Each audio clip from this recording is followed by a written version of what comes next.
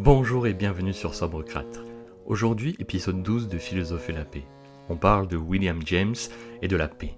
Non pas de la paix comme simple absence de combat, mais de la paix comme problème moral et politique. Comment abolir réellement la guerre sans détruire? Dans le même geste, tout ce qu'elle a produit de vertu, d'énergie, de grandeur et même d'imaginaire commun. Dans l'équivalent moral de la guerre, publié en 1910, James part d'un point de méthode très net. On ne vaincra pas la guerre en la condamnant simplement. La guerre ne se maintient pas uniquement par ignorance ou brutalité. Elle se maintient parce qu'elle répond à des besoins humains profonds, parfois même nobles, besoin d'intensité, besoin d'épreuve, besoin d'honneur, besoin d'une contrainte qui élève l'existence au-dessus du confort. Si l'on veut la paix, il faut donc un geste plus ambitieux que la dénonciation. Il faut un remplacement, une transposition, une invention institutionnelle capable de prendre en charge ses besoins sans passer par la destruction.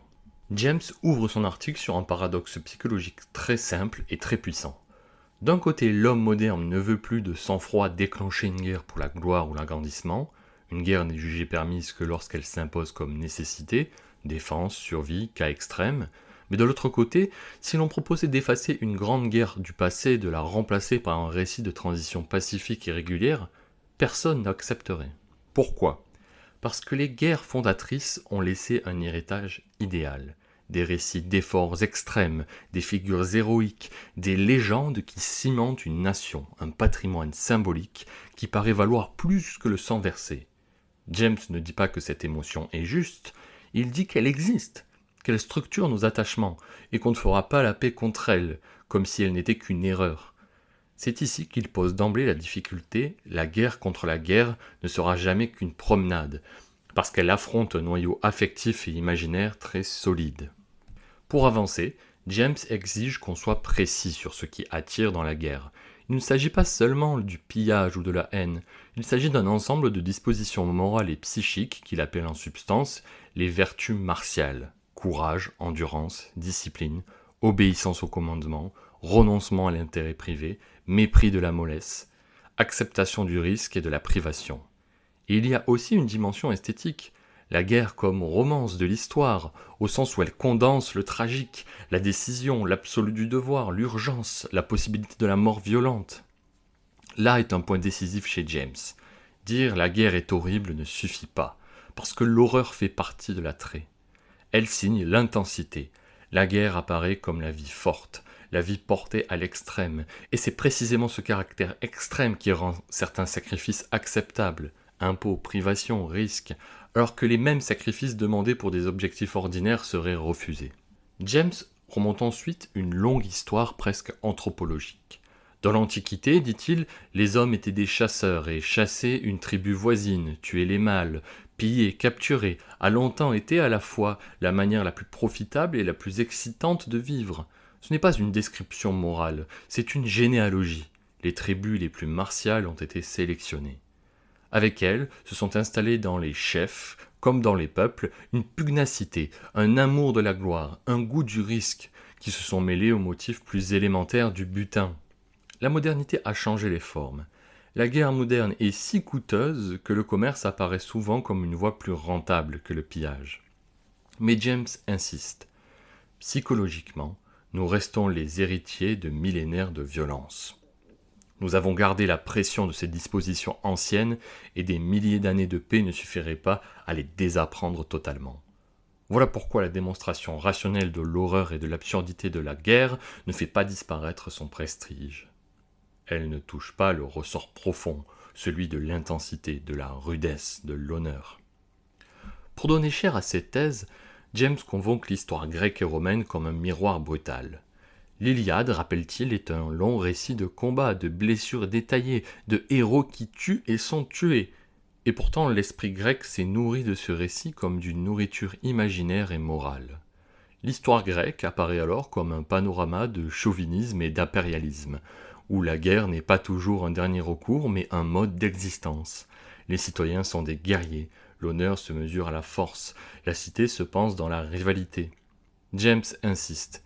Ces guerres sont souvent pirates, mues par l'orgueil, l'or, les femmes, les esclaves et l'excitation. L'épisode de Mélos chez Thucydide condense cette logique. Les Athéniens exigent la soumission de l'île neutre et résument le monde en une formule glaciale. Les forts prennent ce qu'ils peuvent, les faibles cèdent ce qu'ils doivent. Lorsque les Méliens invoquent les dieux et la justice plutôt que la servitude, la réponse athénienne est presque cynique dans sa rationalité. Partout où l'homme peut régner, il règne. Ce n'est pas une loi inventée, c'est une loi héritée, et vous feriez de même si vous étiez à notre place. Puis vient la conséquence. La ville prise, les hommes en âge de combattre sont mis à mort, les femmes et les enfants sont réduits en esclavage, l'île devient colonisée. Là, James ne cherche pas le sensationnel. Il montre comment un imaginaire politique peut se conduire sur la force nue et comment la guerre devient une évidence culturelle. Rome prolonge ce tableau. Des villes données au pillage pour récompenser les soldats, des populations emmenées comme esclaves, des élites massacrées. La logique est celle de la récompense guerrière et de la cohésion par la violence. James rappelle même que des figures moralement admirées, comme Brutus, peuvent promettre à leurs propres troupes le droit de ravager des cités entières pour stimuler leur ardeur. Le point n'est pas seulement « c'était cruel », le point c'est dans cette cruauté que se sont logés certains traits humains. Cohésion, discipline, capacité de sacrifice, rudesse, intrépidité. La guerre a été, dit James, une nourrice sanglante. Elle a formé des caractères. Et s'il a existé des peuples d'un autre type plus doux, ils n'ont pas laissé de survivants ni de récits. Cette formule est décisive. Ce qui ne survit pas ne transmet pas. Nous héritons donc en partie de ce qui a survécu. Et la pugnacité fait partie de cet héritage. James ajoute un mécanisme politique. Il suffit que l'opinion publique atteigne un certain ton de combativité pour qu'aucun dirigeant ne puisse lui résister. La guerre n'est pas seulement une décision froide des élites, elle peut devenir une montée collective, un état d'excitation où le langage, la presse, les rumeurs, la fierté nationale créent une atmosphère d'entraînement. James évoque des exemples où les gouvernements commencent par le bluff, mais ne peuvent s'y tenir parce que la tension militaire est devenue trop forte. Il rappelle aussi comment, lorsqu'un peuple lit le mot guerre en caractères énormes pendant des semaines, l'imaginaire s'échauffe et rend la guerre presque inévitable, même si le politique au départ était souple et hésitant. Cette idée est importante pour la paix. La guerre n'est pas seulement un événement, c'est une mobilisation affective. Si l'on veut la paix, il faut donc comprendre le rôle des mécanismes d'entraînement collectif. Nous arrivons alors à l'un des diagnostics les plus fins de James. L'homme moderne vit une sorte de double personnalité. D'un côté, le bon sens semble dire qu'aucun intérêt légitime ne justifierait les destructions massives d'une guerre moderne, et que des procédures rationnelles, arbitrage, négociation, compromis, devraient résoudre les conflits honnêtes. James affirme même qu'il est de notre devoir de croire à cette rationalité internationale possible. Mais d'un autre côté, les idéaux militaro-patriotiques, romanesques, restent puissants. La guerre demeure pour beaucoup la grande scène de la tension humaine, celle où la vie s'éprouve au maximum. Et c'est là que James formule une critique corrosive du vocabulaire politique. Dans la bouche des responsables militaires, le mot « paix » peut devenir un provocateur, un euphémisme, presque un synonyme de guerre attendue. La paix, ce serait la préparation intensément aiguë de la guerre, une guerre permanente en puissance dont les batailles seraient seulement les moments de vérification publique. Si l'on veut la paix réelle, il faut donc dissocier le mot de son usage hypocrite et comprendre que la préparation permanente est déjà une forme de guerre. James refuse ensuite de gagner par caricature. Il dit « Je ne vais pas parler du côté bestial du régime de guerre, d'autres l'ont fait. Je vais plutôt regarder ce qu'il y a de supérieur dans le sentiment militariste, parce que c'est là qu'il est le plus solide. » Personne ne trouve le patriotisme honteux. Personne ne nie que la guerre ait été la romance de l'histoire. Et surtout, beaucoup pensent que sans péril, sans prix pour l'audacieux, la vie humaine s'affaisse. La guerre apparaît alors comme le grand conservateur de nos idéaux de rudesse. Les apologistes réfléchis de la guerre parlent d'elle religieusement, comme d'un sacrement, une épreuve suprême qui sauve l'humanité de la dégénérescence, qui maintient vivant un type de caractère militaire que la race ne devrait jamais cesser d'engendrer. James évoque des auteurs de son temps, qui donnent à cette idée une forme quasi biologique ou sociologique. La guerre viendrait fatalement. Les justifications seraient des fictions et la préparation à la guerre serait l'essence de la nationalité. D'autres décrivent la guerre comme tribunal du monde, Elle pèserait les nations, révélerait leurs vertus et leurs vices, obligerait à mobiliser toutes les forces d'un peuple en même temps. Ce qui intéresse James ici, c'est que ces arguments même discutables touchent quelque chose de vrai. La guerre a effectivement été l'institution qui rendait certaines vertus non seulement possibles, mais obligatoires et honorables. Et cela explique pourquoi un pacifisme simplement négatif échoue. Il parle contre un dispositif de prestige moral. C'est ici que James devient implacable. Il reproche au pacifisme ordinaire de rester dans la pure dénonciation. Horreur, coups, irrationalité, injustice. Or, dit-il, cela ne fait aucun converti dans le parti militaire, parce que les militaristes répondent « Vous ne dites que la moitié, la guerre vaut son prix parce qu'elle protège l'humanité contre sa version faible et lâche. » Surtout, James accuse les utopies pacifistes de manquer de dureté. Elles imaginent souvent une économie de plaisir, confort, prospérité, heures courtes, douceur. Pour l'imagination militaire, cela a un goût mièvre, presque humiliant, comme si l'on promettait un monde sans pente abrupte, sans tragique, sans épreuve, un parc à bétail planétaire. James concède une exception importante. Tolstoï. Parce que son pacifisme n'est pas un hédonisme. Il remplace la peur de l'ennemi par une exigence spirituelle radicale, une tension morale qui peut discipliner. Mais en général, le pacifisme échoue, parce qu'il ne comprend pas ce qu'il doit remplacer. Non pas seulement une violence, mais une fonction disciplinaire et un imaginaire de grandeur. C'est là que James formule sa thèse majeure. On ne supprime pas une fonction sociale par la critique, on la supprime en organisant un équivalent.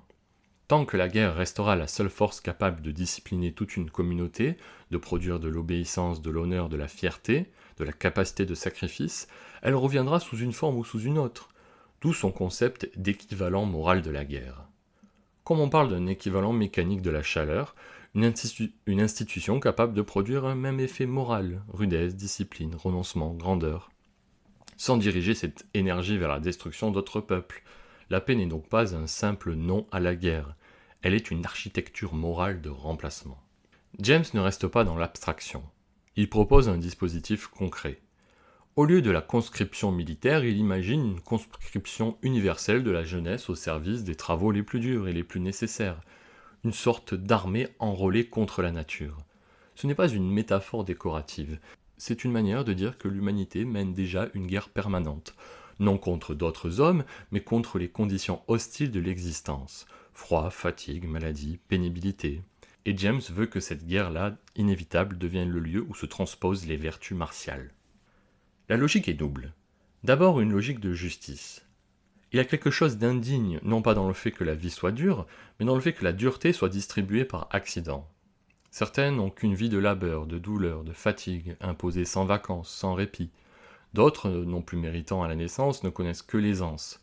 James imagine qu'un jour, cette inégalité de la dureté pourra devenir honteuse pour tous. Ensuite, une logique de formation de caractère. Envoyer les jeunes, y compris les jeunes dorés, vers des mines, des chantiers, des trains de marchandises, des flottes de pêche en plein hiver, ou encore vers les tâches domestiques les plus ingrates. C'est leur faire passer l'enfantillage. Il reviendrait avec un sens plus concret du monde, une expérience de la fatigue réelle, une connaissance des fondements matériels de la vie, et surtout une solidarité simple avec ceux qui aujourd'hui portent toute la peine. Ils auraient payé leur impôt du sang, mais un impôt qui n'a pas pour objet de tuer, un impôt d'effort, de risque, de service. James insiste aussi sur un point psychologique capital. Pour que cela fonctionne comme équivalent moral, il faut que ce service soit limité dans le temps, socialement reconnu, enveloppé d'honneur, de fierté, de rites, comme le service militaire l'était. Il ne veut pas fabriquer une nouvelle servitude, il veut fabriquer une épreuve temporaire qui donne de la dureté sans insensibilité, de l'autorité sans cruauté, du travail pénible accompli avec gaieté, parce qu'il est vécu comme devoir commun et non comme condamnation à vie. Au fond, James vise une mutation morale, déplacer l'orgueil collectif. Aujourd'hui, l'honneur national se fixe facilement sur la conquête, la puissance, l'aptitude à la guerre. James veut qu'il se fixe sur d'autres critères. Justice, organisation, capacité à soutenir les faibles, qualité des institutions, efficacité du service, noblesse d'un effort commun. Il imagine que les mécanismes de fierté et de honte qui ont si longtemps nourri la guerre peuvent être transposés. On pourrait rougir de l'injustice comme on rougissait de la défaite. On pourrait être fier d'une communauté bien organisée comme on l'était d'une armée victorieuse. La paix dans cette perspective n'est pas la disparition de la tension morale, c'est son changement d'objet. James va même jusqu'à dire que nous pourrions être possédés par l'état civique, comme les soldats le sont par l'armée, à condition que le service soit réellement conçu comme service, et non comme exploitation. Il note aussi, en s'appuyant sur l'idée que certains auteurs développent, qu'il y a parfois dans l'organisation militaire une rationalité et une coopération plus honorables que dans le monde commercial livré à la concurrence, à la publicité, aux emplois précaires. Ce n'est pas pour idéaliser l'armée, c'est pour dire que la discipline, l'innovation, le sens du devoir peuvent exister sans la finalité de tuer.